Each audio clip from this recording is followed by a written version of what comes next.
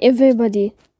Today we will talk about how to fix or how to solve the problem of chat not working on Discord. To know how to fix or how to solve chat not working on Discord app, you should just go to settings. Here you can click on apps, default apps, app settings. Then you can click on Discord. Here you can click on first step and you can click OK. Then we'll enter to the window of storage.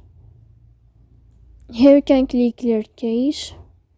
Don't click clear data because that can cause you errors or can delete your account.